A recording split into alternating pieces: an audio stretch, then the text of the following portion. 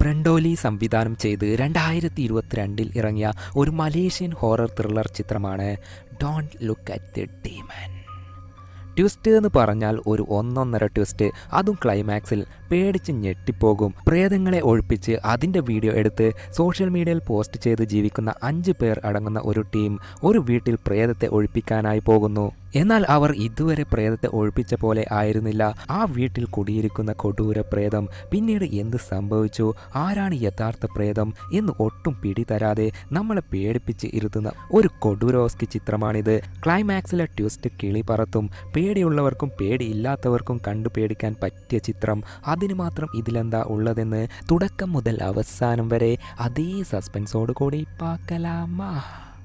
അതിനു മുൻപ് പുതുതായി വന്ന കൂട്ടുകാർ സബ്സ്ക്രൈബ് ചെയ്യാൻ മറക്കല്ലേ. And on and all notification.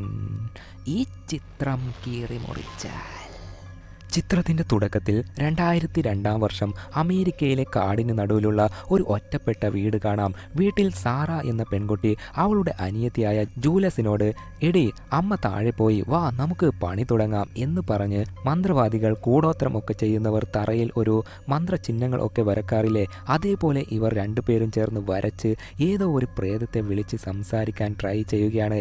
ഇതേ നേരം ആ 2 കുട്ടികളുടെ അമ്മ കിച്ചണിൽ പോയി വെള്ളം കുടിക്കാൻ ടാപ്പ് ഓപ്പൺ ചെയ്ത് വെള്ളം വന്നില്ല. നോക്കിയാൽ ദേ പുറത്ത് ഊഞ്ഞാല തനിയെ ആടുന്നു. വീട്ടിൽ വച്ചിട്ടുള്ള ഫ്ലാഗ് കാറ്റടിക്കാതെ തനിയെ ആടാനും തുടങ്ങി. പെട്ടെന്ന് വീടിൻ്റെ ഡോർ ആരോ ഉച്ചത്തിൽ അടക്കുന്ന ശബ്ദം കേട്ട് അയ്യോ എൻ്റെ മക്കൾ എന്ന് പറഞ്ഞ് ധൃതിയിൽ മേലെ റൂമിലേക്ക് പോയി. സാറാ ജൂലസ് എന്ത് പറ്റി, ഡോർ തുറക്ക് എന്ന് പറഞ്ഞ് ഡോർ തട്ടാൻ തുടങ്ങി. എന്നാൽ അകത്തു നിന്നും ഒരു റെസ്പോൺസും വന്നില്ല. ഡോറിൻ്റെ പിടി മാത്രം തനിയെ തിരിയുന്ന പോലെ കാണിച്ച് ആ സീന് അവിടെ കട്ട് ചെയ്ത് 10 വർഷങ്ങൾക്ക് ശേഷം 2022 മലേഷ്യ. ജൂലസ് വളർന്ന് പന്തലിച്ചിട്ടുണ്ട്. കൂടെ ബോയ് ഫ്രണ്ടും പിന്നെ 3 ഫ്രണ്ട്സും ചേർന്ന് പ്രേതം പിശാച്ച് അമാനുഷിക കാര്യങ്ങളൊക്കെ ഉണ്ടോ ഇല്ലയോ എന്നൊക്കെ അന്വേഷിച്ച് അതിൻ്റെ വീഡിയോസൊക്കെ സോഷ്യൽ മീഡിയയിൽ പോസ്റ്റ് ചെയ്ത് അതിൽ നിന്നും കിട്ടുന്ന പൈസ കൊണ്ടാണ് ഈ 5 പേർ അടങ്ങുന്ന ടീം ജീവിക്കുന്നത്. ഇപ്പോൾ ഇവിടെ ഒരു സന്യാസിയുടെ വീഡിയോ എടുക്കാനാണ് വന്നിരിക്കുന്നത്. ആ സന്യാസി ഒരു പെണ്ണിൻ്റെ പുറത്ത് ഒരു വ്യത്യസ്തമായ ടാറ്റു അടിച്ചുകൊണ്ടിരിക്കുകയാണ്. അത് മെഷീൻ വെച്ചല്ല, സൂചി കൊണ്ടാണ് കുത്തുന്നത്. അവൾ വേദന കടിച്ച് പിടിച്ച് തിന്നോണ്ട് കരയുകയാണ്. അത് കണ്ട് ജൂലസ് എടി ഇയാൾ എന്തിനാ ആ പെണ്ണ് വേദനിച്ച് കരയുന്നത് കണ്ടിട്ടും പിന്നെയും കുത്തുന്നത്, ഇത് നിർത്താൻ പറഞ്ഞാലോ എന്ന് ഫ്രണ്ടുകാരിയോട് പറയുമ്പോൾ ഫ്രണ്ടുകാരി ആനി സന്യാസിയോട് മലേഷ്യൻ ലാംഗ്വേജിൽ ട്രാൻസ്ലേറ്റ് ചെയ്ത് കാര്യം പറയുകയാണ്. അന്നേരം നിങ്ങൾക്ക് ഇതൊക്കെ കാണുമ്പോൾ ക്രൂരതയായി തോന്നും, എന്നാൽ ഞാനിത് ചെയ്യുന്നത് ഈ പെണ്ണിൻ്റെ നല്ലതിനു വേണ്ടിയാണ്, ഇവളെ രക്ഷിക്കാൻ കൂടി വേണ്ടിയാണ് എന്നൊക്കെ സന്യാസി പറയുകയാണ്. എന്നാൽ ജൂലസ് അത് വിടാതെ ഇല്ല ഇത് തെറ്റാണ്, ഇങ്ങനെ മണ്ടത്തരം ചെയ്യുന്നത് എന്തിനാ, നിർത്താൻ പറ. അത് കേട്ട് സന്യാസി ഏയ് കുഞ്ഞെ നിനക്ക് രാത്രി നല്ല ഉറക്കം കിട്ടാറുണ്ടോ? ഉണ്ടല്ലോ, നിനക്ക് ഉറക്കം വരുമ്പോൾ നീ നല്ലോണം ഉറങ്ങുന്നുണ്ടല്ലേ, എന്നാൽ ഇവൾക്ക് ഉറക്കമില്ല, ഇവൾ നന്നായി രാത്രി ഉറങ്ങാൻ വേണ്ടിയാണ് ഞാൻ ഇതൊക്കെ ചെയ്യുന്നത് എന്ന് പറഞ്ഞ് സന്യാസി വീണ്ടും ടാറ്റു ചെയ്യാൻ തുടങ്ങി. ടാറ്റു ചെയ്തുകൊണ്ടിരിക്കുമ്പോൾ അവൾക്ക് എന്തായി എന്നറിയില്ല, വേദനിച്ച് വ്യത്യസ്തമായി പെരുമാറി. ഒടുവിൽ ഒരൊറ്റ ഛർദ്ദിച്ചത് മൂർച്ചയുള്ള ആണി. അത് കണ്ട് ജൂലസ് കൗതുകത്തോടെ നോക്കി നിൽക്കുകയാണ്. ശേഷം സന്യാസി അവൾ ഛർദ്ദിച്ച ആണി വാഴയിലയിൽ വെച്ച് പൂക്കളൊക്കെ ഇട്ട് മന്ത്രിച്ച് ഒരിടത്ത് കുഴിച്ചു മൂടുകയും ചെയ്തു.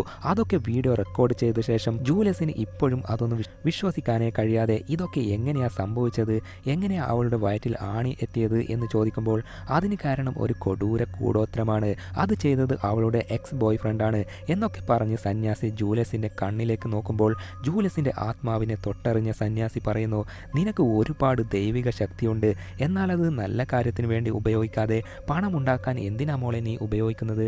അത് കേട്ട് അവൾ സിമ്പിളായി റിയാലിറ്റി എന്താന്ന് പറയുകയാണ്.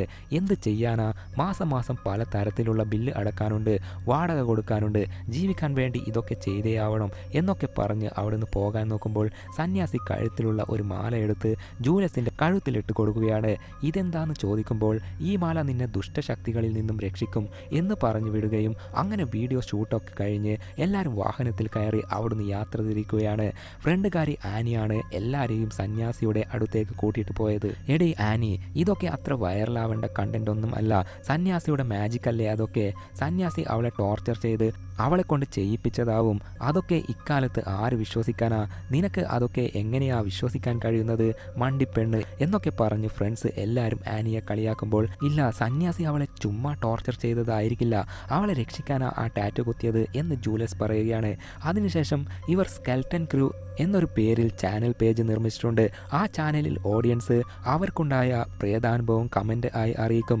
അതേപോലെ ചിലർ മെയിൽ അയച്ച് പ്രശ്നങ്ങൾ ഉണ്ടെങ്കിൽ, പ്രേതത്തിൻ്റെ ആക്രമണം ഒക്കെ ഉണ്ടെങ്കിൽ ഇവരെ അറിയിക്കും. അങ്ങനെ ഇപ്പോൾ ആരുടെ അടുത്തേക്കാ പോകേണ്ടത് എന്ന് ആലോചിച്ച് ചർച്ച ചെയ്യുമ്പോൾ അതിനിടയിൽ ജൂലിയസ് ഓരോ മെയിലും ചെക്ക് ചെയ്ത് വായിച്ച് ഇത് തള്ളാണ്, ഇത് ഫേക്കാണ് എന്നൊക്കെ പറഞ്ഞ് ഡിലീറ്റ് ചെയ്യാൻ തുടങ്ങി. എന്നാൽ അതിൽ മാർത്ത എന്നൊരുത്തിയുടെ മെയിൽ ചെക്ക് ചെയ്തപ്പോൾ അതിൽ എന്തോ സത്യമുണ്ടെന്നും റിയൽ ആയിട്ട് ഫീൽ ചെയ്തതിനാൽ നമ്മൾ മാർത്തയുടെ വീട്ടിലേക്ക് പോകണം, പ്രേതം ഉണ്ടോ എന്ന് നോക്കണം എന്നൊക്കെ പറഞ്ഞ് മാർത്തയുടെ വീട്ടിലേക്ക് പോകാനുള്ള ലൊക്കേഷനൊക്കെ സെറ്റ് ചെയ്ത് യാത്ര തുടങ്ങി. മാർത്ത മെയിലിൻ്റെ കൂടെ ഒരു വീഡിയോ കൂടി അറ്റാച്ച് ചെയ്ത് അയച്ചിരുന്നു. ആ വീഡിയോ ഓപ്പൺ ചെയ്ത് നോക്കിയാൽ അതിൽ മാർത്ത എന്ന പെണ്ണും ഹസ്ബൻഡ് ഇയാനും ആണ് സംസാരിക്കുന്നത്. അതിൽ എന്താ പറയുന്നത് എന്ന് വെച്ചാൽ, നിങ്ങളുടെ സ്കെൽട്ടൻ ക്രൂ എന്ന ചാനലിൻ്റെ വലിയൊരു ഫാനാണ് ഞങ്ങൾ, നിങ്ങളുടെ ചാനലിനെ ഫോളോ ചെയ്യാൻ തുടങ്ങിയിട്ട് കുറേയായി, എന്നാൽ നിങ്ങൾ മലേഷ്യയിൽ എത്തിയത് കൊണ്ടാണ് ഞാൻ ഈ മെയിൽ അയക്കുന്നത് എന്നൊക്കെ പറഞ്ഞ് കാര്യം പറയാൻ തുടങ്ങി. അതും ഭയന്ന പോലെ, തൊണ്ട ഇടറിയ പോലെ, ഞങ്ങൾ ഇപ്പോൾ വലിയൊരു പ്രശ്നത്തിലാണുള്ളത്, അത് നിങ്ങളെ കൊണ്ടേ പരിഹരിക്കാൻ കഴിയൂ, ദയവ് ചെയ്ത് ഞങ്ങളെ രക്ഷിക്കണം എന്നായിരുന്നു ആ വീഡിയോയിൽ. അങ്ങനെ മാപ്പ് നോക്കി പോയി ഒടുവിൽ മാർത്തയുടെ വീട്ടിലേക്ക് എത്തുകയും ചെയ്തു. വലിയൊരു വീട്.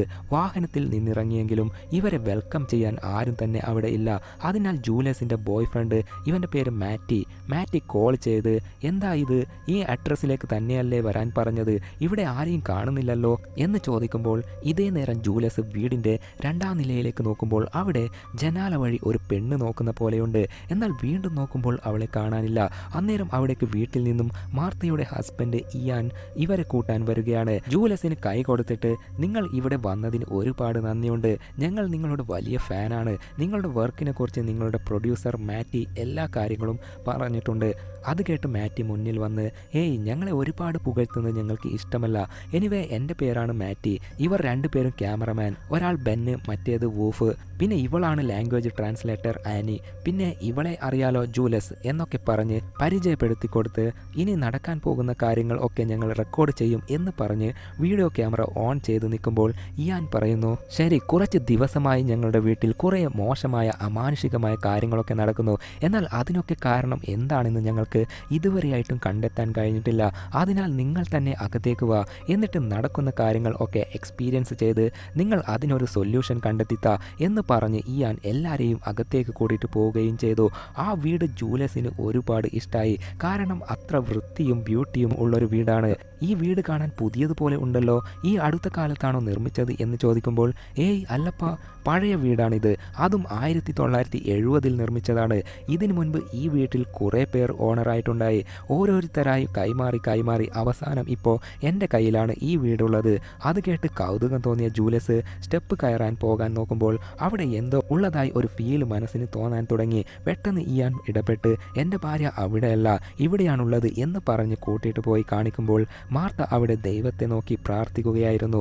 എടി, നീ പേടിക്കണ്ട, എല്ലാം ശരിയാവും എന്ന് ഇയാൻ മാർത്തയോട് പറയുമ്പോൾ, ഇല്ല, അത് മറുപടിയും നടക്കും, നമ്മളിത് എത്ര നാൾ സഹിക്കും എന്ന് എനിക്ക് മനസ്സിലാവുന്നില്ല, എടി നീ വിഷമിക്കേണ്ട, എല്ലാം ശരിയാക്കാനാ ഇവർ വന്നിരിക്കുന്നത് എന്ന് പറയുമ്പോൾ മാർത്ത തിരിഞ്ഞു നോക്കി. എല്ലാവരെയും കണ്ടപ്പോൾ മാർത്തയ്ക്ക് കൂടുതൽ ആശ്വാസമാവുകയും, നിങ്ങൾ വരും എന്ന് ഞാൻ കരുതിയില്ല, വന്നതിൽ വലിയ ആശ്വാസം എന്നൊക്കെ പറഞ്ഞുകൊണ്ടിരിക്കെ, ശരി, നിങ്ങളുടെ ഈ വീട്ടിൽ എന്താ ശരിക്കും പ്രശ്നം എന്ന് ജൂലിയസ് ചോദിക്കുമ്പോൾ മാർത്ത അവിടെയുള്ള ഒരു ഡ്രോയിങ് കാണിക്കുകയാണ്. അതിൽ ഒരാളുടെ ചിത്രം, ആ ചിത്രം വരച്ചത് മാർത്തയാണ്, എന്നാൽ അത് വരക്കുമ്പോൾ ബോധം തന്നെ ഉണ്ടായിരുന്നില്ല, അബോധാവസ്ഥയിൽ നിൽക്കുമ്പോഴാണ് വരച്ചത്. മാത്രമല്ല ആ ചിത്രത്തിലുള്ളത് ആരാണെന്ന് പോലും അറിയില്ല, ഇതിനു മുൻപ് എവിടെയും കാണാത്ത രൂപം. സോ ഞാനിത് എങ്ങനെയാ വരച്ചത് എന്ന് പോലും എനിക്കറിയില്ല. അത് കേട്ട് ജൂലിയസ് ആ ചിത്രത്തെ തൊട്ട് തടവി നോക്കുമ്പോൾ അവിടേക്ക് മാറ്റി വന്ന്, എന്താടി, എന്തെങ്കിലും ഉള്ളതായി നിനക്ക് ഫീൽ ചെയ്യുന്നുണ്ടോ എന്ന് ചോദിക്കുമ്പോൾ, ഏയ് ഇല്ല, എനിക്ക് ഒന്നും തന്നെ ഫീൽ ആവുന്നില്ല എന്ന് പറയുകയാണ്. എന്ത്, നീയല്ലേ മെയിൽ നോക്കിയിട്ട് എന്തോ ഫീൽ ആവുന്നുണ്ട് എന്ന് പറഞ്ഞ് ഞങ്ങളെ കൂട്ടിയിട്ട് വന്നത്, എന്നിട്ടിപ്പോൾ ഇവിടെ ഒന്നും ഫീൽ ആവുന്നില്ല എന്ന് പറഞ്ഞാൽ എങ്ങനെയാ? എടാ നോക്കാം, ഇവിടെ ഒന്നും ഫീൽ ആവുന്നില്ല എന്ന് പറഞ്ഞ് ഓരോ ഭാഗത്തേക്കായി പോകാൻ തുടങ്ങി. അന്നേരം മാർത്തയോട്, ഞങ്ങൾ പുറത്ത് കാറിൽ വന്നിറങ്ങിയപ്പോൾ ജനാല വഴി നോക്കിയത് നിങ്ങളാണോ എന്ന് ചോദിക്കുമ്പോൾ, ഇല്ലല്ലോ, ഞാൻ പ്രാർത്ഥിക്കുകയായിരുന്നു എന്ന് മാർത്ത പറയുകയാണ്. നിങ്ങൾ ഈ വീട്ടിലേക്ക് കൂടി വന്നിട്ട് എത്ര മാസമായി?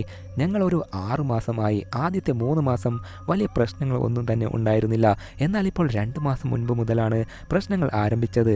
വിചിത്രമായ സംഭവങ്ങളൊക്കെ ഉണ്ടായി. ഞാൻ ബെഡ്റൂമിലാണ് കിടക്കാറുള്ളത്, എന്നാൽ ഉണരുമ്പോൾ വേറെ സ്ഥലത്താണ് ഉണ്ടായിരുന്നത്.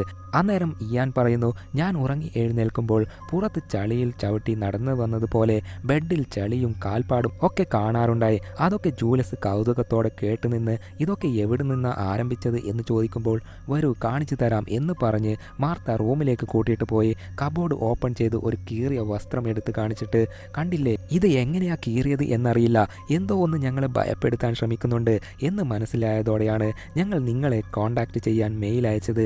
അത് കേട്ട് മാറ്റി വീണ്ടും ജൂലസിനോട് ഇവിടെ എന്തെങ്കിലും ഫീൽ ചെയ്യുന്നുണ്ടോ എന്ന് ചോദിക്കുമ്പോൾ ഇപ്പോഴും അവൾ ഒരു ഫീലും ഇല്ല എന്ന് പറയുകയാണ്. അന്നേരം മാറ്റിന് അവിടെ ഒരു വലിയ കത്രിക കിട്ടുകയും ഇതെങ്ങനെ ഇവിടെ വന്നു എന്ന് ചോദിക്കുമ്പോൾ അത് ഞാൻ രാവിലെ തോട്ടത്തിൽ ചെടികൾ പൂക്കളൊക്കെ കട്ട് ചെയ്ത് കൊണ്ടുവന്നപ്പോൾ കത്രികയും ഇവിടെ വെച്ച് തിരിച്ചു കൊണ്ടുപോകാൻ മറന്നുപോയി എന്ന് ഇയാൻ പറയുകയാണ്. ഇതൊക്കെ കാണുമ്പോൾ ഇതെല്ലാം ചെയ്യുന്നത് പ്രേതം ആണെന്ന് തോന്നുന്നില്ലല്ലോ, ഇവിടെ പെറ്റ്സ് എന്തെങ്കിലും ഉണ്ടോ, നായയോ പൂച്ചയോ അങ്ങനെ എന്തെങ്കിലും? ഏയ് അങ്ങനെ ഒന്നും ഞങ്ങൾ വളർത്താറില്ല. ജൂലസിന്റെ ചോദ്യം കേട്ടിട്ട് മാർത്ത കരുതുന്നു ഞങ്ങൾ കള്ളം പറയുന്നതാണെന്ന് ജൂലസ് തെറ്റിദ്ധരിച്ച് കാണും. അതിനാൽ മാർത്ത പറയുന്നു, ഞങ്ങൾ പറയുന്നത് നിങ്ങൾ വിശ്വസിക്കുന്നില്ല എന്ന് തോന്നുന്നു, അതിനാൽ നിങ്ങൾ ബേസ്മെന്റിലേക്ക് വാ എന്ന് പറഞ്ഞ് എല്ലാവരെയും ബേസ്മെന്റിലേക്ക് കൂട്ടിയിട്ട് പോവുകയാണ്. എന്നിട്ട് ഈ ബേസ്മെന്റ് ഞങ്ങൾ സ്റ്റോർ റൂമായും ലോണ്ടറിക്ക് വേണ്ടിയും മാത്രമാണ് ഉപയോഗിച്ചുകൊണ്ടിരുന്നത്, എന്നാൽ ഇപ്പോൾ അത് മൊത്തത്തിൽ ഉപേക്ഷിച്ചു എന്ന് പറയുമ്പോൾ എന്തിനാ ഈ സ്ഥലം ഉപേക്ഷിച്ചത് എന്ന് ചോദിക്കുമ്പോൾ എന്തെന്നാൽ ഇടയ്ക്കിടയ്ക്ക് ഇവിടുന്ന് വ്യത്യസ്തമായ ശബ്ദമൊക്കെ കേൾക്കുമായിരുന്നു. എന്താന്ന് നോക്കാൻ വരുമ്പോഴൊക്കെ ഇവിടെ ഭയങ്കര വൃത്തികെട്ട സ്മെല്ലൊക്കെ അടിക്കാറുണ്ടായിരുന്നു എന്നൊക്കെ പറഞ്ഞതും ഇപ്പോൾ അവിടെ ചുറ്റി നോക്കുമ്പോൾ ചത്ത് അഴുകിയ ഒരു എലിയെ കിട്ടുകയാണ്. അത് കിട്ടിയതോടെ ഇവരിനി ഞങ്ങൾ പറയുന്നതൊന്നും വിശ്വസിക്കില്ല എന്ന് മനസ്സിലാക്കി ഇയാൻ പറയുന്നു, നിങ്ങളിപ്പോൾ ഞങ്ങളെ വിശ്വസിക്കില്ല എന്നറിയാം, എന്നാൽ ആ എലി ഇപ്പോഴായിരിക്കും ചത്തത്. ഇതിനു മുൻപ് ഞങ്ങൾ ഈ ബേസ്മെന്റ് മുക്കിലും മൂലയിലും ക്ലീൻ ചെയ്താണ് വച്ചിരുന്നത്. ശബ്ദം കേട്ടതിന് ശേഷമാണ് ക്ലീനിങ് ഒക്കെ നിർത്തിയത്. ഞങ്ങളെ വിശ്വസിക്ക്, ഈ വീട്ടിൽ എന്തൊക്കെയോ അമാനുഷികത ഉണ്ട് എന്നൊക്കെ വീണ്ടും വീണ്ടും പറഞ്ഞുകൊണ്ടേ നിൽക്കുമ്പോൾ മാറ്റി അതൊന്നും വിശ്വസിക്കുന്നതേ ഇല്ല. ഞങ്ങളെ ചുമ്മാ പറഞ്ഞു പറ്റിക്കുന്നതല്ലേ, പ്രാങ്ക് ഷോ പോലെ എന്തെങ്കിലും ആണോ? ഈ വീട്ടിൽ പ്രേതവും പിശാച്ചും ഒന്നുമില്ല, എല്ലാം നിങ്ങളുടെ സങ്കല്പം മാത്രമാണ്, അതിനാൽ ഞങ്ങൾ പോകുന്നു എന്ന് പറഞ്ഞ് എല്ലാവരും അവിടുന്ന് പോകാൻ നോക്കുമ്പോൾ മാർത്ത ജൂലസിനോട്, പ്ലീസ് ഞങ്ങൾ പറയുന്നത് വിശ്വസിക്ക്, ഞങ്ങൾ നിങ്ങളെ പറ്റിക്കാൻ ഒന്നും നോക്കിയതല്ല, ഇവിടെ എന്തോ ഒരു അമാനുഷിക ശക്തിയുണ്ട് എന്ന് പറയുമ്പോൾ എന്തുണ്ടാവാനാ, ചത്ത ഒരു എലി മാത്രമുണ്ട്, അല്ലാതെ ഇവിടെ ഒന്നുമില്ല എന്ന് പറഞ്ഞ് പോകാൻ നോക്കുമ്പോൾ പെട്ടെന്ന് എന്തോ ഒരു വ്യത്യസ്തമായ ശബ്ദം ജൂലസിന്റെ കാതിൽ മാത്രം കേൾക്കാൻ തുടങ്ങി. അതേപോലെ ബേസ്മെന്റിലെ ലൈറ്റ്സ് എല്ലാം ഓഫ് ആവുകയും കൂടെ ഉണ്ടായിരുന്ന മാർത്തയെയും കാണാനില്ല. എവിടെ പോയി എന്ന് ജൂലസ് അങ്ങോട്ടും ഇങ്ങോട്ടും ചുറ്റി നോക്കുമ്പോൾ അവിടെ ഒരു പഴയ റേഡിയോ തുണി കൊണ്ട് മൂടി വെച്ചിട്ടുണ്ട്. അതിൽ നിന്നാണ് ആരോ സംസാരിക്കുന്ന പോലത്തെ വോയിസും കേൾക്കുന്നത്. പതുക്കെ ആ തുണി എടുത്ത് മാറ്റി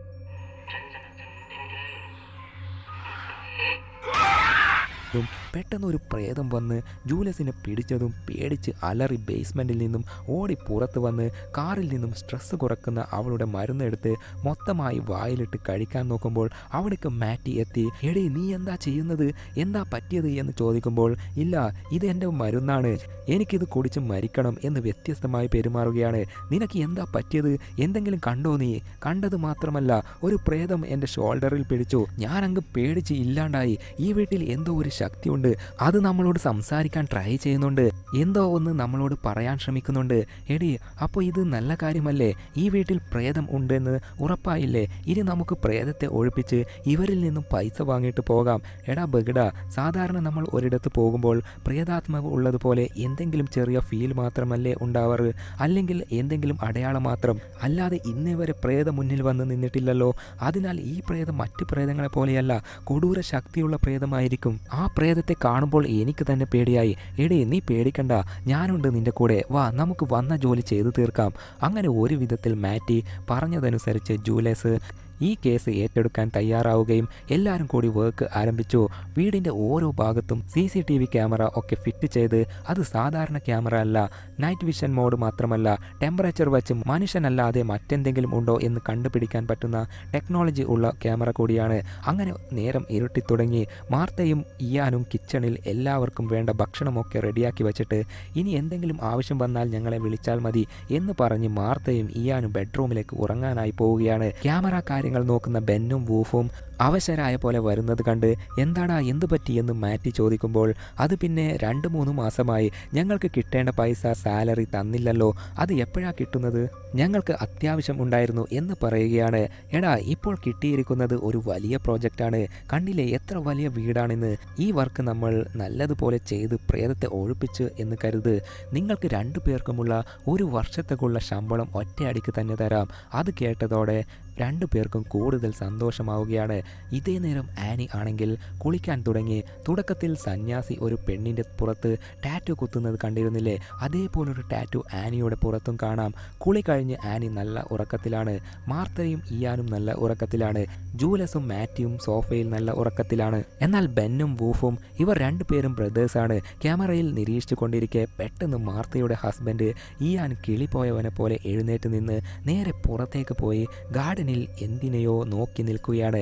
ഇയാന് ചിലപ്പോൾ ഉറക്കത്ത് നടക്കുന്ന അസുഖം ഉണ്ടായിരിക്കും, എനിക്ക് തോന്നുന്നു മൂത്രമൊഴിക്കാൻ പോയതായിരിക്കും എന്നൊക്കെ CCTV നോക്കി 2 പേരും ചർച്ച ചെയ്യുമ്പോൾ പെട്ടെന്ന് മോണിറ്റർ ഗ്ലിച്ച് ആവാൻ തുടങ്ങി. എന്താ നടക്കുന്നതെന്ന് ഇപ്പോൾ മോണിറ്ററിൽ കാണാൻ പറ്റുന്നില്ല. അതേപോലെ മേലെ റൂമിൽ നിന്നും മാർത്ത അലറിക്കരയുന്ന ശബ്ദം കേൾക്കാൻ തുടങ്ങി. ആ ശബ്ദം കേട്ട് എല്ലാവരും ഉണർന്ന് ആ ഭാഗത്തേക്ക് പോകാൻ തുടങ്ങി. നടക്കുന്ന കാര്യങ്ങളൊക്കെ ബെന്ന് വീഡിയോ ഷൂട്ട് ചെയ്യുന്നുമുണ്ട്. പോയി നോക്കിയാൽ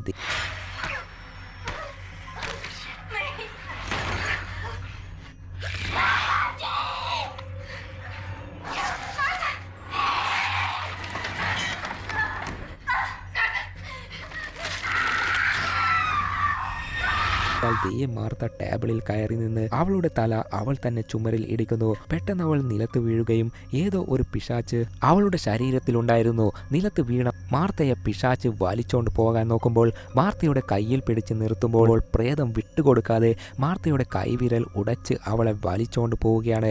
പുറത്ത് കിളിപ്പോയവനെ പോലെ നിന്ന ഇയാന് ഇപ്പോഴാണ് ബോധം വന്നത്. ഞാനിവിടെ എങ്ങനെ എത്തി എന്ന ഭാവത്തിൽ തിരിച്ച് വീടിനകത്തേക്ക് ഓടാൻ തുടങ്ങി. അകത്ത് മാർത്തയെ എല്ലാവരും ഫോളോ ചെയ്ത് പോകുമ്പോൾ ബേസ്മെന്റിലായിരിക്കും മാർത്തയെ പ്രേതം കൊണ്ടുപോയത് എന്ന് കരുതി ബേസ്മെന്റിന് അകത്തേക്ക് ആദ്യം ജൂലസ് കയറിയതും ഡോർ ക്ലോസ് ആവുകയും ചെയ്തു. ബാക്കിയുള്ളവർ പുറത്ത് ബാക്കിയായി. ഡോർ ഓപ്പൺ ചെയ്യാനേ പറ്റുന്നില്ല. ഭയന്ന് വിറച്ച ജൂലസ് മാർത്തയെ വിളിച്ച് ബേസ്മെന്റിനകത്തെ അന്വേഷിച്ചു കൊണ്ടിരിക്കെ ദേ അവിടെ മാർത്ത പേടിച്ച് വിറച്ചോണ്ടിരിക്കുന്നു.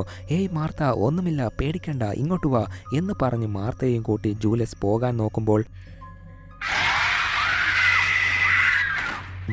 ഒരു കൊടൂര പ്രേതം വന്ന് അലറി ഭയപ്പെടുത്തുകയാണ്. ഇതേ നേരം ബേസ്മെന്റിന്റെ ഡോർ തകർത്ത് എല്ലാവരും അകത്ത് കയറി നോക്കുമ്പോൾ ഭാഗ്യത്തിന് 2 പേർക്കും കാര്യമായി ഒന്നും സംഭവിച്ചിട്ടില്ല. അങ്ങനെ പിറ്റേ ദിവസം ഒരു ഡോക്ടറിനെ വിളിച്ച് മാർത്തയ്ക്ക് മുറിവ് പറ്റിയത് ഗുണപ്പെടുത്തുകയാണ്. മാർത്ത ഇന്നലെ ചെയ്ത കാര്യം ഒക്കെ ബെന്ന് വീഡിയോ റെക്കോർഡ് ചെയ്തിരുന്നു. അത് കണ്ട് എടാ ഞങ്ങൾ പലതരത്തിലുള്ള വീഡിയോ എടുത്തിട്ടുണ്ട്, എന്നാൽ ഇത്രയും മൂർച്ചയുള്ള വീഡിയോ ആദ്യമായിട്ടാണല്ലേ. മാർത്ത എങ്ങനെയാ അവളുടെ ശരീരം തന്നെ ചുമരിൽ ഇടിക്കുന്നത്, കണ്ടിട്ട് വ്യത്യസ്തത തോന്നുന്നു. ആ സംസാരം കേട്ട് ജൂലസ് ഒറ്റയ്ക്ക് ഇരുന്ന് ഓരോ കാര്യങ്ങൾ ആലോചിച്ച് ഇരിക്കുമ്പോൾ ഇപ്പോൾ അവൾക്ക് അവിടെ കാലിൽ രക്തം ഒഴുകുന്ന പോലെ ഒരു രൂപം നിൽക്കുന്നതായി കണ്ട് അതാരാ എന്ന് എഴുന്നേറ്റ് നോക്കുമ്പോൾ അത് ആ കൊടൂര പ്രേതമായിരുന്നു. ആകെ പേടിച്ച് വിരണ്ട ജൂലസ് ആ വീട് വിട്ട് പോകാൻ നോക്കുമ്പോൾ പുറകിലൂടെ മാറ്റി ചെന്ന് എന്ത് പറ്റിയടി എന്ന് ചോദിക്കുമ്പോൾ ഇല്ല, ഇത് ശരിയാവില്ല, നമുക്കിവിടെ നിന്ന് പോകാം എന്ന് പറയുകയാണ്. എന്തു പറ്റി, പെട്ടെന്ന് എന്താ ഇങ്ങനെ തീരുമാനിച്ചത്? എടാ ഇത് എനിക്ക് മാനേജ് ചെയ്യാൻ കഴിയില്ല, പ്രേതത്തെ എനിക്ക് നേരിട്ട് കാണാൻ കഴിയുന്നു, ഇങ്ങനെ പോയാൽ ആ പ്രേതം ബാക്കിയുള്ളവരെയും അപകടത്തിലാക്കും, അതിനു മുൻപ് നമുക്ക് ഇവിടുന്ന് പോകുന്നതാ നല്ലത്. എടി അങ്ങനെ പെട്ടെന്ന് പോയാൽ നമ്മുടെ ഷോ എങ്ങനെ പബ്ലിഷ് ചെയ്യും, നമുക്ക് എങ്ങനെ പണം കിട്ടും, മാത്രമല്ല ബെന്നിനും വൂഫിനും പൈസ കൊടുക്കാനുണ്ട്, എന്തു വേണേലും ചെയ്യ്, എന്നെ വിട്ടേക്ക്, ഞാൻ ഒന്നിനും ഇല്ല എന്ന് പറഞ്ഞ് ജൂലസ് അവിടെ നിന്ന് പോവുകയാണ്. ബെന്നും വൂഫും വീഡിയോസ് കണ്ടിരിക്കുന്ന സമയത്ത് അവിടേക്ക് ആനി വന്ന് ഇരിക്കുമ്പോൾ എടി ഇന്നലെ രാത്രി അത്ര വലിയ സംഭവമൊക്കെ ഉണ്ടാകുമ്പോൾ നീ എന്ത് ചെയ്യുമായിരുന്നു എന്ന് ചോദിച്ച് CCTV നോക്കുമ്പോൾ മാർത്ത ആക്രമിക്കപ്പെടുന്ന സമയത്ത് ആനി കിടന്ന് ഒന്നും അറിയാതെ കൂർക്കം വലിച്ചു ഉറങ്ങുകയായിരുന്നു. അത് കണ്ട് എടി നിനക്കപ്പോൾ രാത്രി വ്യത്യസ്തമായ ശബ്ദം ഒന്നും കേട്ടില്ലേ എന്ന് ചോദിക്കുമ്പോൾ എന്ത് ശബ്ദം, എന്ത് കാര്യമാണ് നിങ്ങൾ പറയുന്നത്, എനിക്ക് ഒന്നും മനസ്സിലായില്ല എന്നവൾ പറയുകയാണ്. മനസ്സിലായില്ല എന്നോ, ദേ വീഡിയോ നോക്ക് എന്ന് പറഞ്ഞ് വീഡിയോ കാണിക്കുകയാണ്. അന്നേരം ഇയാൻ വന്നിട്ട് എനിക്ക് ജൂലസിനോട് സംസാരിക്കാനുണ്ട്, അവൾ എവിടെയാ എന്ന് ചോദിക്കുമ്പോൾ ചോദിക്കുമ്പോൾ അവിടേക്ക് മാറ്റി വന്നിട്ട് അവൾ പുറത്തു പോയിരിക്കുക. നിനക്കെന്താ പറയാനുള്ളത്, എന്നോട് പറ എന്ന് പറഞ്ഞുകൊണ്ടിരിക്കെ ഇതേ നേരം ജൂലിയസിനെ കാണാം. നടന്നു പോയിക്കൊണ്ടിരിക്കെ ഒരു ബിൽഡിംഗ് കാണുകയും അവിടെ ചെന്നിട്ട് മാർത്തയുടെ വീടിനെ കുറിച്ച് ചോദിക്കാം എന്ന് തീരുമാനിച്ചു പോവുകയാണ്. ഇതേ നേരം വീട്ടിൽ മാർത്തയെ കാണാം. അവൾ ഒരു റൂമിലേക്ക് പോയപ്പോൾ ആ റൂമിൽ ആരും ഇല്ല. എന്നാൽ വ്യത്യസ്തമായ രീതിയിൽ തണുപ്പ് അനുഭവപ്പെടാൻ തുടങ്ങി. തണുത്ത് വായിൽ നിന്നും തണുത്ത പുക ശ്വാസം വരാനും തുടങ്ങി. നോക്കിയാൽ ദീ അവിടെ ചുവന്ന വസ്ത്രം ധരിച്ച ഒരു പ്രേതം സൈലന്റായി നിൽക്കുന്ന ആ പ്രേതത്തെ അവൾ സൈലന്റായി ഭയത്തോടെ നോക്കി നിൽക്കവേ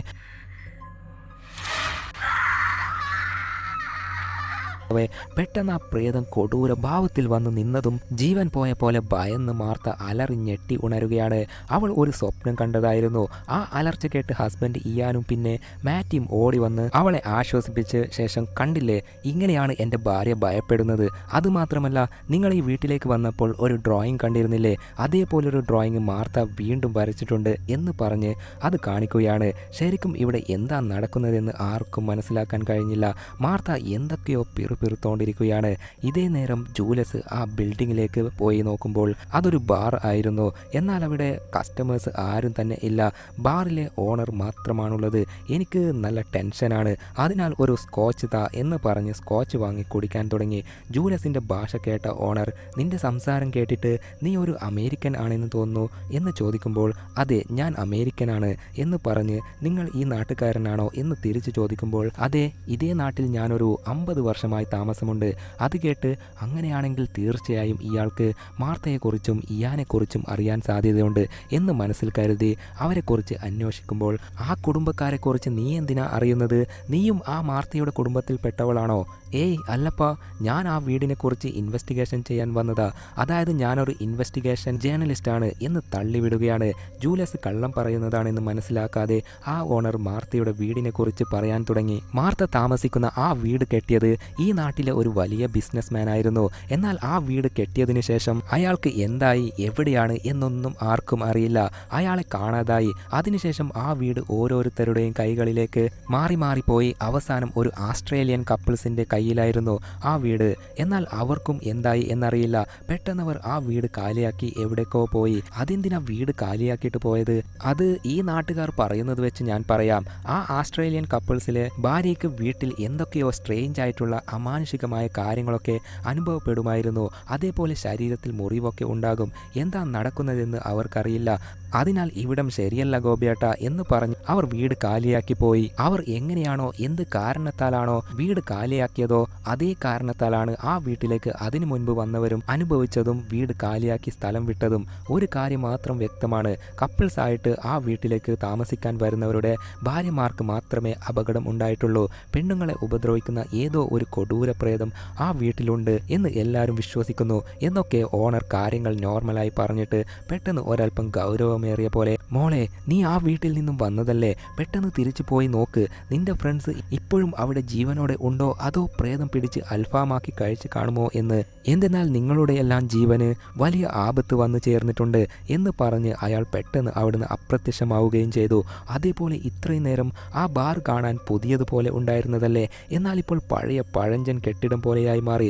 അന്നേരം അവിടേക്ക് ഇപ്പോഴുള്ള ബാർ ഓണർ വന്നിട്ട്, ഏയ് നീ ആരാ, ഒറ്റയ്ക്ക് വന്നിട്ട് ആരോടാ നീ സംസാരിക്കുന്നത് എന്ന് ഓണർ ചോദിക്കുമ്പോൾ ജൂലിയസ് ഞെട്ടി എഴുന്നേറ്റ് അവിടെയുള്ള ഒരു ഫോട്ടോയിൽ നോക്കി, ഞാൻ ഇയാളോടാണല്ലോ ഇപ്പോൾ സംസാരിച്ചത്, ഇയാൾ ആരാ എന്ന് ചോദിക്കുമ്പോൾ, ഓ ഇയാളാണോ, ഇയാൾ ഈ ബാറിൻ്റെ പഴയ ഓണർ, കുറേ വർഷമായി മരിച്ചിട്ട്. അത് കേട്ട് ജൂലിയസിന് ആകെ ഷോക്ക്. മരിച്ചു പോയെന്നോ, എങ്ങനെയാ മരിച്ചത്? അത് അയാളുടെ ഗർഭിണിയായ ഭാര്യയെ പെട്ടെന്ന് കാണാതായി. അയാൾ ഭാര്യയെ പല സ്ഥലത്തും പോയി അന്വേഷിച്ച് എത്ര അന്വേഷിച്ചിട്ടും ഭാര്യയെ കിട്ടിയില്ല. ആ ഒരു ഡിപ്രഷനിൽ മരിച്ചുപോയി എന്ന് ഓണർ പറഞ്ഞിട്ട്, അതിരിക്കട്ടെ, നീ ആരാ, എന്തിനാ ബാറിൽ വന്നത് എന്ന് ജൂലിയസിനോട് ചോദിക്കുമ്പോൾ, ഏയ് ഒന്നുമില്ല, സോറി എന്ന് പറഞ്ഞ് ജൂലിയസ് തിരിച്ച് മാർത്തയുടെ വീട്ടിലേക്ക് പോകാൻ തുടങ്ങി. ഇതേ നേരം മാറ്റിയും ആനിയും ചേർന്ന് കലിപ്പിൽ ഇറങ്ങിപ്പോയ ജൂലിയസിനെ അന്വേഷിച്ച് പോയിക്കൊണ്ടിരിക്കുകയാണ്. എടാ, നീ ജൂലിയസിനെ ശരിക്കും ലവ് ചെയ്യുന്നുണ്ടോ? അത് കേട്ട് മാറ്റി അതെ എന്നും അല്ല എന്നുമുള്ള ഭാവത്തിൽ തലയാട്ടുകയാണ്. ഇതേ നേരം വൂഫും ബെന്നും CCTV ഫുട്ടേജ് ഒക്കെ നോക്കിക്കൊണ്ടിരിക്കെ പെട്ടെന്ന് മാർത്തയുടെ റൂമിൽ നിന്ന് മാത്രം എന്തൊക്കെയോ വ്യത്യസ്തമായ ശബ്ദം കേൾക്കാൻ തുടങ്ങി. എന്നാൽ വൂഫിനോട് ചോദിക്കുമ്പോൾ, ഞാൻ കേട്ടില്ലല്ലോ എന്ന് പറയുകയാണ്. എന്നാൽ ബെന്ന് വോളിയം കൂട്ടി നോക്കുമ്പോൾ ഒരു കുഞ്ഞ് കരയുന്ന ശബ്ദമാണ് കേൾക്കുന്നത്.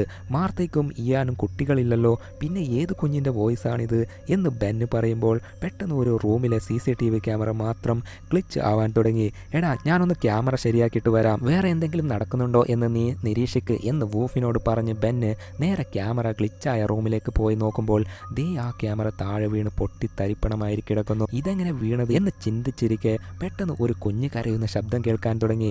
അതെവിടുന്ന ആ ശബ്ദം എന്ന് തേടി നോക്കുമ്പോൾ അവിടെ ചുമരിൽ ഒരു ഓട്ടയുണ്ട്, അതുവഴിയാണ് വോയിസ് കേൾക്കുന്നത്. പിന്നെ ഒന്നും നോക്കിയില്ല, ഒരു മഴുവെടുത്ത് ആ ഭാഗത്തേക്ക് ആഞ്ഞു വെട്ടി തകർത്ത് കയറി നോക്കുമ്പോൾ അതൊരു രഹസ്യ റൂം ആയിരുന്നു. ലൈറ്റ് അടിച്ച് ഓരോ ഭാഗത്തേക്കായി നടന്ന് നീങ്ങിക്കൊണ്ടിരിക്കെ അവിടെ ഒരു ബാത്റൂം ഉണ്ട്. ഷവറിൽ നിന്നും വെള്ളം വീഴുന്നത് കണ്ട് അത് ഓഫ് ചെയ്ത് തിരിയുമ്പോൾ പെട്ടെന്ന് പുറകിലൂടെ ഒരു കൊടൂര പ്രേതം വന്ന് അവൻ്റെ കഴുത്തിൽ പിടിച്ച് കൊണ്ടുപോവുകയും ചെയ്തു. ഇതൊന്നും അറിയാതെ ബെന്നിൻ്റെ ചേട്ടൻ വൂഫ് നല്ല ഉറക്കത്തിലായിരുന്നു. പെട്ടെന്ന് ബെന്ന് അലറുന്ന വോയിസ് കേട്ട് അവന് എന്ത് പറ്റി എന്ന് ഭയന്ന് ബെന്നിൻ്റെ അടുത്തേക്ക് ഓടാൻ തുടങ്ങി. ഇതേ നേരം പുറത്തു പോയ ജൂലിയസ് തിരിച്ച് എത്തിയപ്പോൾ തുടക്കത്തിൽ കണ്ടതുപോലൊരു പെണ്ണിൻ്റെ രൂപം. അതാരാ? കണ്ടെത്താതെ വിടില്ല എന്ന് തീരുമാനിച്ച് വീടിനകത്തേക്ക് ഓടിപ്പോയി നോക്കുമ്പോഴാണ് ബെന്ന് നിലത്ത് വീണ് തുടിച്ചു കൊണ്ടിരിക്കുന്ന കാഴ്ച എല്ലാവരും കാണുന്നത്. മാത്രമല്ല അവൻ്റെ ശരീരത്തിൽ ടാറ്റു പതിഞ്ഞിട്ടുണ്ട്.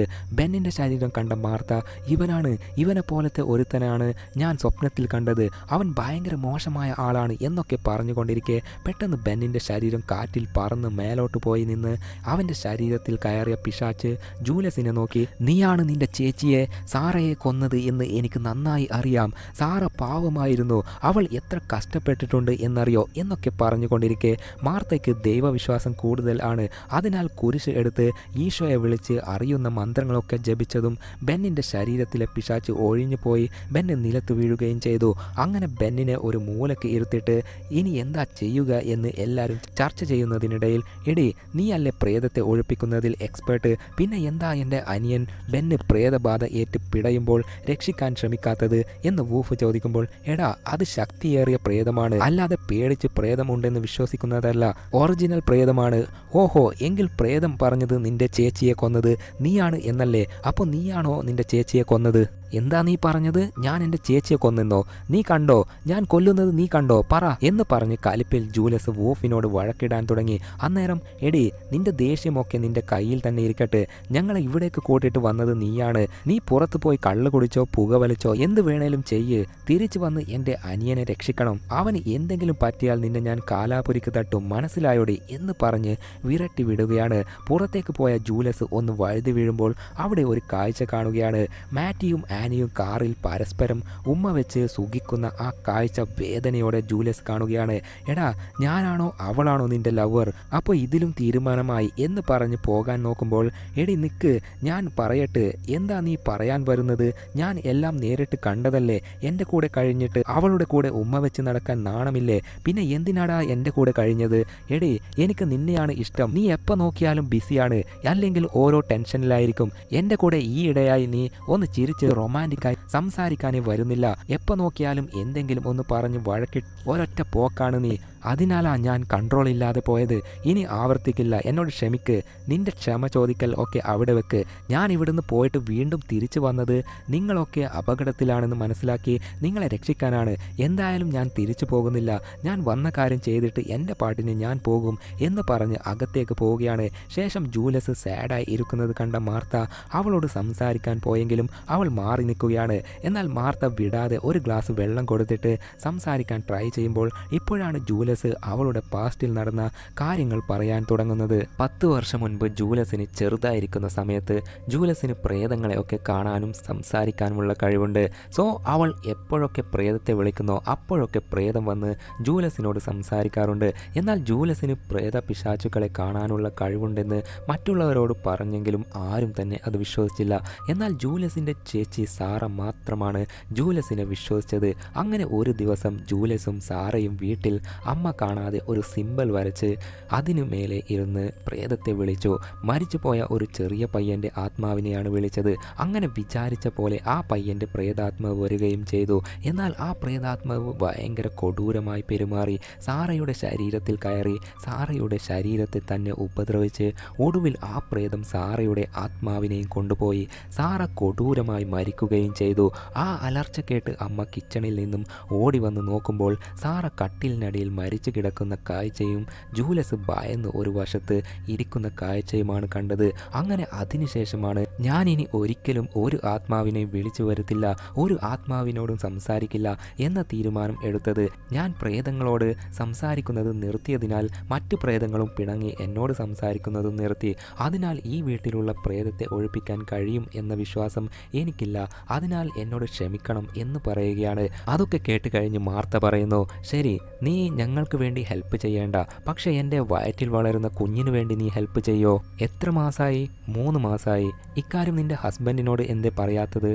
ഇയാന് കുട്ടികളെ തീരെ ഇഷ്ടമല്ല. അതുകൊണ്ടാണ് അദ്ദേഹത്തോട് ഞാൻ ഈ കാര്യം മറച്ചു വെച്ചത്.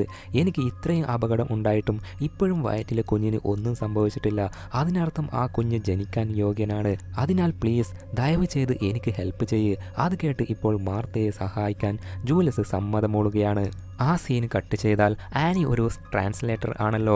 അതിനാൽ മാർത്ത അബോധാവസ്ഥയിൽ വരച്ച ചിത്രം എടുത്ത് ആനിയെ കാണിച്ച് അതിലുള്ള സിമ്പിൾസിൻ്റെ ഒക്കെ അർത്ഥം എന്താണെന്ന് ചോദിക്കുമ്പോൾ കറക്റ്റ് എനിക്കറിയില്ല, എന്നാൽ ഈ സിമ്പിൾ ഒക്കെ പൊതുവെ ഇഷ്ടപ്പെട്ടത് നേടാനും അധികാരം കിട്ടാനുമാണ് ഉപയോഗിക്കുന്നത്. അത് കേട്ട വൂഫ് അത് എന്ത് കർമ്മം ആണെങ്കിലും ആവട്ടെ, ആദ്യം ബെന്നിനെ എങ്ങനെയെങ്കിലും രക്ഷിക്ക് എന്ന് പറയുകയാണ്. സീൻ അവിടെ കട്ട് ചെയ്താൽ ഇപ്പോൾ ജൂലസ് നൈറ്റ് വിഷൻ ക്യാമറയും എടുത്ത് ബെന്ന് പോയ ആ രഹസ്യ റൂമിലേക്ക് പോവുകയാണ്. വാക്കി ടോക്കി വഴി മറ്റുള്ളവരെ കാര്യങ്ങൾ അറിയിക്കുന്നുമുണ്ട്. നൈറ്റ് വിഷൻ ക്യാമറയിലൂടെ ആ റൂമിലെ കബോർഡിൽ കുട്ടികളുടെ ഒരുപാട് കളിപ്പാട്ടം, ചോക്ലേറ്റ്, കാൻഡി ഒക്കെ കാണുകയാണ്. എന്നാൽ ആ പാക്കറ്റിലുള്ള ഇയർ എത്രയാണെന്ന് നോക്കിയാൽ 1972 അതായത് ഈ വീട് നിർമ്മിച്ച് 2 വർഷത്തിന് ശേഷമുള്ള വർഷം. പെട്ടെന്ന് ആ റൂമിൻ്റെ ഡോർ ഒരൊറ്റ അടയൽ. അതേപോലെ ഇപ്പുറത്തുള്ള മാർത്തയെ പ്രേതം പിടിച്ചോണ്ട് പോവുകയും ചെയ്തു.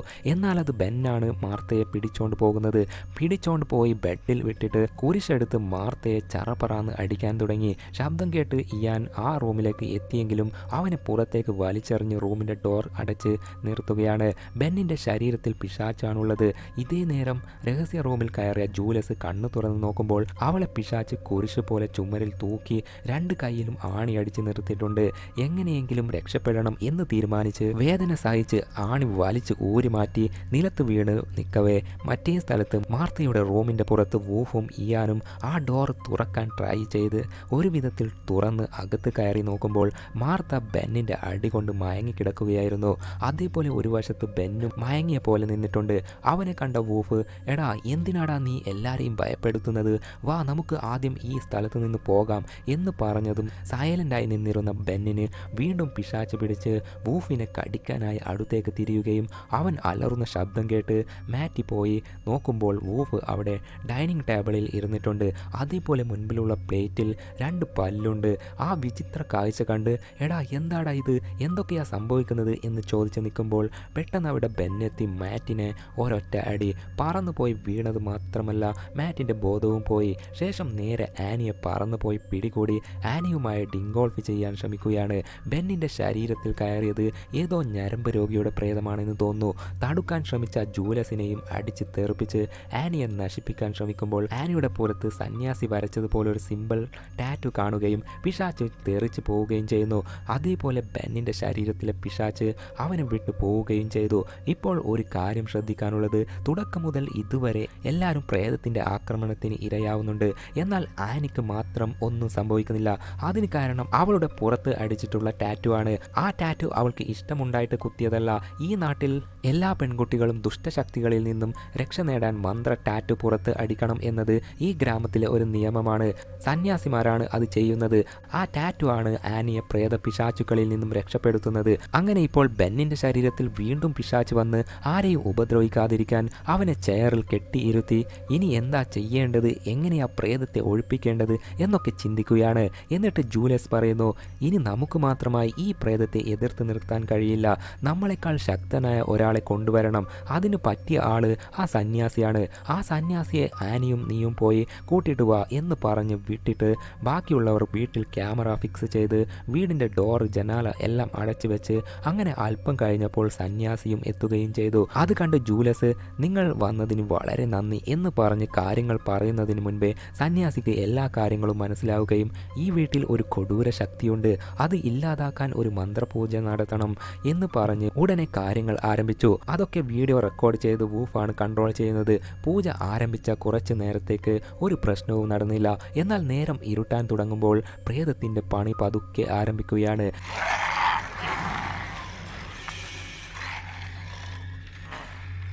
ബെന്നിൻ്റെ ശരീരത്തിലേക്ക് ആ കൊടൂര പ്രേതം കയറിയിട്ട് അവനെ എയറിൽ പറത്തി നിർത്തുമ്പോൾ ആരും ബെന്നിൻ്റെ ശരീരത്തിലെ പിശാചിൻ്റെ കണ്ണിലേക്ക് നോക്കരുത്, അതേപോലെ അവനോട് സംസാരിക്കാനും നിൽക്കരുത് എന്ന് ജൂലസ് പറയുകയും തുടർന്ന് അവർ മന്ത്ര ചടങ്ങുകൾ ആരംഭിച്ചു. അന്നേരം ബെന്ന് അവൻ്റെ ചേട്ടനോട് വൂഫിനോട് സംസാരിക്കാൻ തുടങ്ങി. എന്താടാ ഇന്നലെ രാത്രി നമ്മൾ കളിച്ചത് മറന്നോ? എങ്ങനെ ഉണ്ടായിരുന്നു കളി? അതിന് മറുപടി കൊടുക്കാതിരിക്കാൻ. എടാ വൂഫേ, അത് നിന്റെ അനിയൻ ബെന്നല്ല, പിശാച്ചാണ് സംസാരിക്കുന്നത്, മറുപടി ഒന്നും പറയാൻ നിൽക്കണ്ട എന്ന് ജൂലസ് പറയുമ്പോൾ എടാ നീ എൻ്റെ അനിയനല്ല, ഇവിടുന്ന് പോയിക്കോ എന്ന് കണ്ണിൽ നോക്കാതെ വൂഫ് പറയുകയാണ്. അത് കേട്ട് ഇവൻ വലയിൽ വീഴുമെന്ന് തോന്നുന്നില്ല, അടുത്തവനെ ട്രൈ ചെയ്യാം എന്ന് കരുതി മാർത്തയുടെ ഹസ്ബൻഡിനോട് എടാ ഇയാനെ, നിന്റെ ഭാര്യയും ഞാനും എന്തൊക്കെ ചെയ്തിട്ടുണ്ടെന്ന് അറിയാമോ?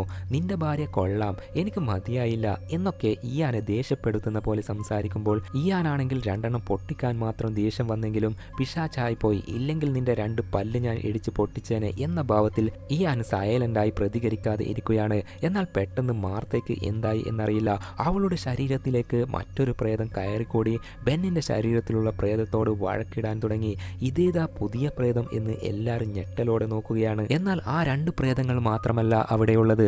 വൂഫ് നോക്കുമ്പോൾ മോണിറ്ററിൽ അവർക്ക് ചുറ്റിലും ഒരുപാട് പ്രേതാത്മകൾ നിന്നതായി കാണുകയാണ്. പെട്ടെന്ന് ചെയറെല്ലാം പറക്കാൻ തുടങ്ങി, ഡോറൊക്കെ പടപടാന്ന് അടിക്കാനുമൊക്കെ തുടങ്ങി. സോ ഇത് വെച്ച് സന്യാസി പറയുന്നു മാർത്തയുടെ ശരീരത്തിൽ ഒരു പെണ്ണിന്റെ പ്രേതാത്മാവുണ്ട്, അത് ഭയങ്കര ദേഷ്യത്തിലാണുള്ളത്.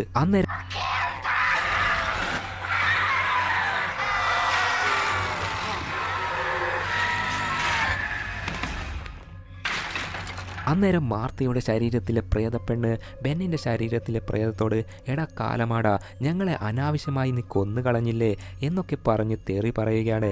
അങ്ങനെ വഴക്കിട്ട് പെട്ടെന്ന് 2 പേരുടെയും ശരീരത്തിലെ ആത്മാക്കൾ പോവുകയും ചെയ്തു.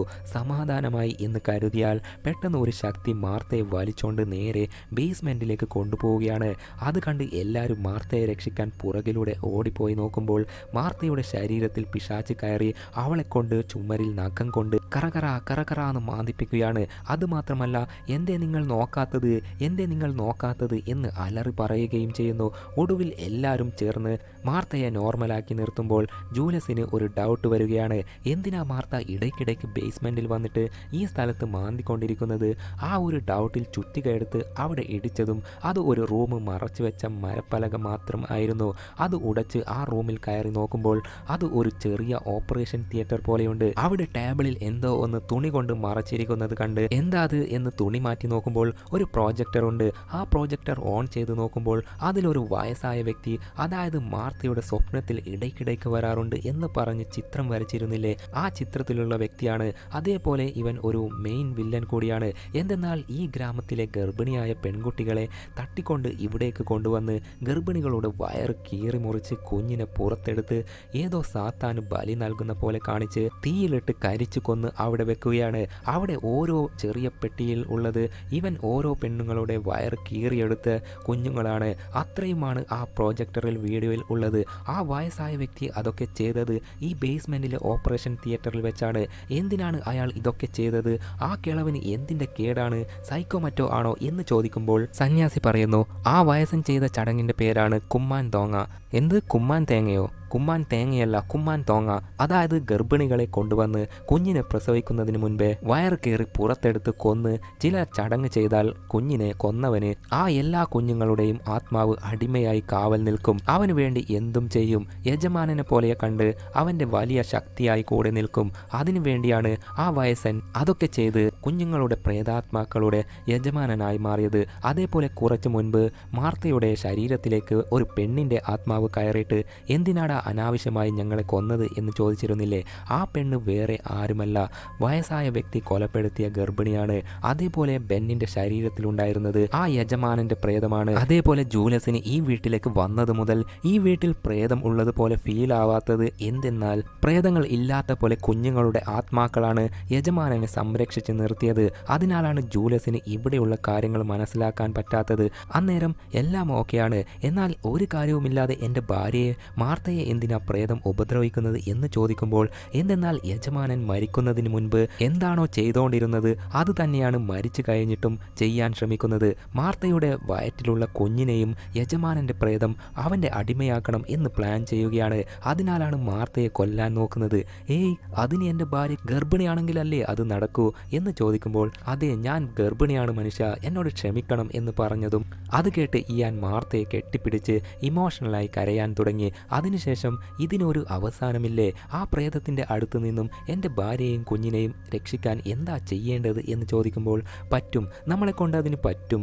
അതിന് നമ്മൾ തുടക്കം മുതൽ ഇതുവരെ നടന്ന എല്ലാ കാര്യങ്ങളും ഒന്നുകൂടി നോക്കണം എന്ന് ജൂലസ് പറഞ്ഞ് ഇതുവരെയുള്ള വീഡിയോ ഫൂട്ടേജ് നിരീക്ഷിക്കാൻ തുടങ്ങി. അതിൽ ഒരു സീനിൽ മാർത്ത ടേബിളിൻ്റെ മുകളിൽ കയറി നിന്ന് ചുമരിലേക്ക് തല ഇടിച്ചുകൊണ്ടിരുന്നില്ലേ? അത് കണ്ട് തീർച്ചയായും അവിടെ എന്തോ ഒരു വിഷയം ഉണ്ടാകും, അത് ഉടച്ചു നോക്കണം എന്ന് പറഞ്ഞ് പോയി ഉടച്ചു നോക്കുമ്പോൾ യജമാനൻ ഒരുപാട് കുഞ്ഞുങ്ങളെ ബലി കൊടുത്തിരുന്നില്ലേ? അങ്ങനെ ബലി കൊടുക്കുന്ന കുഞ്ഞുങ്ങളുടെ എല്ലും കൂട് ഇവിടെയാണുള്ളത്. ഇനി അടുത്തതായി ഒരു സീനിൽ മാർത്തയുടെ ഹസ്ബൻഡ് ഇയാൻ ഉറക്കത്ത് എഴുന്നേറ്റ് പോയി ഗാർഡനിൽ കിളി പോയവനെ പോലെ സ്തംഭിച്ച് നിന്നിരുന്നില്ലേ? തീർച്ചയായും അവിടെയും എന്തെങ്കിലും പ്രത്യേകത ഉണ്ടാകും എന്ന് കരുതി നേരെ ഗാർഡനിലേക്ക് പോയി അവിടെ തോണ്ടാൻ തുടങ്ങി. അന്നേരം നോക്കിയാൽ ദേ ചുറ്റിലും യജമാനൻ കൊലപ്പെടുത്തിയ എല്ലാ പെണ്ണുങ്ങളുടെയും പ്രേതാത്മാക്കൾ ചുറ്റിലും നിന്ന് നോക്കുന്നു. അങ്ങനെ അവർ അവിടെ കുഴിച്ചു നോക്കുമ്പോൾ ഒരു തലയോട്ടി കിട്ടുകയാണ്. അത് പല വർഷങ്ങൾക്ക് മുൻപ് മരിച്ച യജമാനന്റെ തന്നെ തലയോട്ടിയായിരുന്നു. പറഞ്ഞു വന്നാൽ സ്റ്റാർട്ടിംഗ് മുതൽ യജമാനൻ കൊലപ്പെടുത്തിയ പെണ്ണുങ്ങളുടെ പ്രേതം ഇവർക്ക് കുറെ സൂചനകൾ നൽകിയിരുന്നു.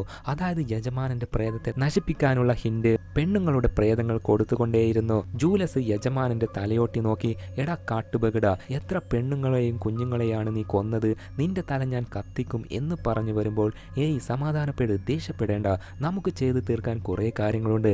ആദ്യം മാർത്തയുടെ ശരീരത്തിൽ ഒരുപാട് പ്രേതാത്മാക്കളുണ്ട്, അതിനെ ആദ്യം ഒഴിപ്പിക്കണം എന്ന് പറഞ്ഞ് മന്ത്രചടങ്ങുകൾ ആരംഭിച്ചു. അന്നേരം മാർത്ത ഭയങ്കരമായി തുടിക്കാൻ തുടങ്ങി.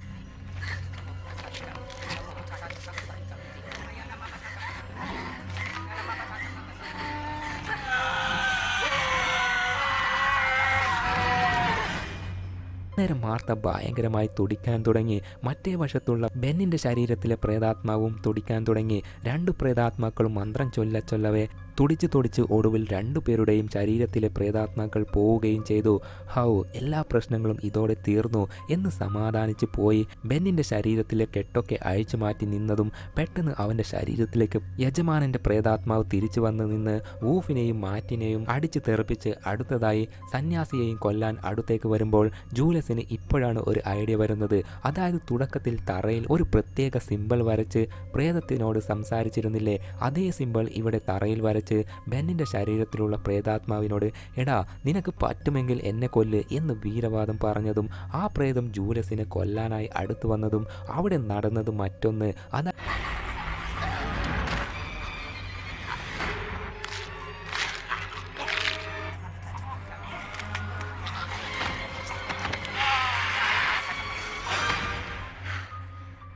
അതായത് ജൂലസ് അവളുടെ കഴിവ് ഉപയോഗിച്ച് ബെന്നിന്റെ ശരീരത്തിലുണ്ടായിരുന്ന യജമാനന്റെ പ്രേതാത്മാവിനെ ഇപ്പോൾ ജൂലസിന്റെ ശരീരത്തിലേക്ക് വലിച്ചു കയറ്റിയതായിരുന്നു. സോ ഇപ്പോൾ യജമാനന്റെ പ്രേതാത്മാവ് ഉള്ളത് ജൂലസിന്റെ ശരീരത്തിലാണ്. ജൂലസിന്റെ പ്ലാൻ എന്തെന്നാൽ തൻ്റെ ശരീരത്തിലേക്ക് പ്രേതാത്മാവിനെ കയറ്റി അത് മൊത്തമായി നശിപ്പിക്കണം എന്നാണ്. അതിനാൽ ഇപ്പോൾ ശരീരത്തിൽ പ്രേതാത്മാവുമായി ജൂലസിന്റെ മനുഷ്യാത്മാവ് ഭയങ്കരമായി പോരാടിക്കൊണ്ടിരിക്കുകയാണ്. അങ്ങനെ ഒടുവിൽ ആ പ്രേതാത്മാവിനെ കീഴടക്കുകയും ചെയ്തു. അതിനാൽ ഇപ്പോൾ ഒന്നും സംഭവിച്ചില്ല. എല്ലാവർക്കും ജീവൻ തിരിച്ചു കിട്ടിയ സന്തോഷം. അങ്ങനെ ഇവർ വന്ന കാര്യം സക്സസ് ആയി പ്രേതത്തെയും ഒഴിപ്പിച്ചു. അങ്ങനെ എല്ലാം പാക്ക് ചെയ്ത് പോകുന്നതിനിടയിൽ മാർത്തയോട് നിന്റെ വയറ്റിലെ കുഞ്ഞിന് എന്ത് പേരാ ഇടാൻ പ്ലാൻ ചെയ്തത് എന്ന് ചോദിക്കുമ്പോൾ തീർച്ചയായും പെൺകുട്ടിയായിരിക്കും, അങ്ങനെയാണെങ്കിൽ ജൂലസ് എന്ന് നിന്റെ പേര് തന്നെ വെക്കാം എന്ന് വളരെ ഹാപ്പിയായി പറയുകയാണ്.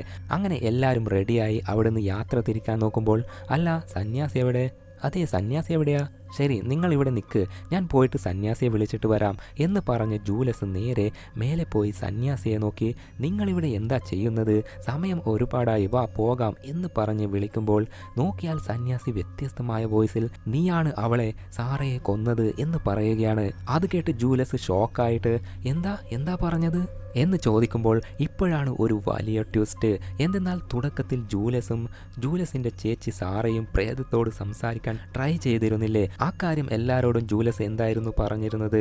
എൻ്റെ ചേച്ചിയുടെ ശരീരത്തിലേക്കാണ് പ്രേതാത്മാവ് കയറി അവളുടെ ആത്മാവിനെ കൊന്ന് സാറയെ കൊന്നത് എന്നല്ലേ?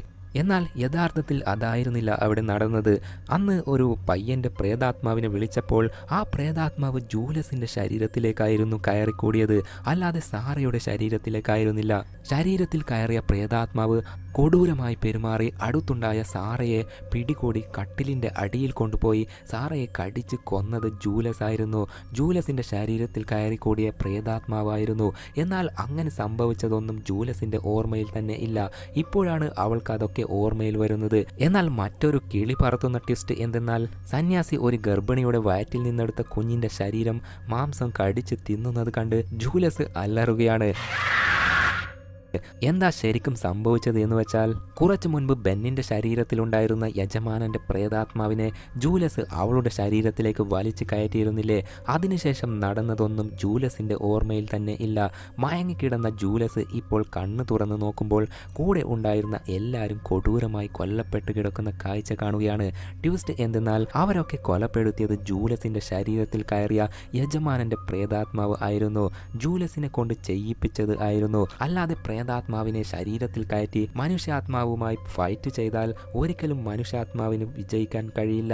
ജൂലസിൻ്റെ മനുഷ്യാത്മാവിനെ യജമാനൻ്റെ പ്രേതാത്മാവ് മയക്കി കിടത്തി ജൂലസിൻ്റെ ശരീരം വെച്ച് യജമാനൻ്റെ പ്രേതാത്മാവ് ജൂലസിൻ്റെ ഫ്രണ്ട്സിനെയും ലവറിനെയും പിന്നെ സന്യാസിയെയും അടക്കം എല്ലാവരെയും കൊന്നിട്ടുണ്ട്. നേരത്തെ സന്യാസി കുഞ്ഞിൻ്റെ ശരീരം കഴിക്കുന്നത് പോലെ കണ്ടത് അത് ആ കുഞ്ഞ് മറ്റാരുടെയും അല്ല, മാർത്തയെ കുരിശിലേറ്റിയ പോലെ ചുമരിൽ തറപ്പിച്ച് നിർത്തി മാർത്തയുടെ വയറ് കീറിയാണ് യജമാനൻ്റെ പ്രേതാത്മാവ് ആ കുഞ്ഞിനെ എടുത്ത് കഴിച്ചത്. എന്നാൽ ഇതിൽ ജീവനുള്ളത് ആനിക്ക് മാത്രമാണ്. അവളെ ഒന്നും ചെയ്യാൻ പറ്റാത്തത് അവളുടെ ശരീരത്തിലുള്ള മന്ത്ര ടാറ്റു കാരണമാണ്. എങ്കിൽ നേരത്തെ എല്ലാ പ്രശ്നങ്ങളും തീർത്ത് ഹാപ്പിയായി എല്ലാവരും തിരിച്ചു പോകാൻ നിൽക്കുന്നത് പോലെ കണ്ടത് അത് മയങ്ങിക്കിടക്കുന്ന ജൂലസിൻ്റെ മനസ്സിൽ ഒരു സ്വപ്നം പോലെ തോന്നിയതായിരുന്നു.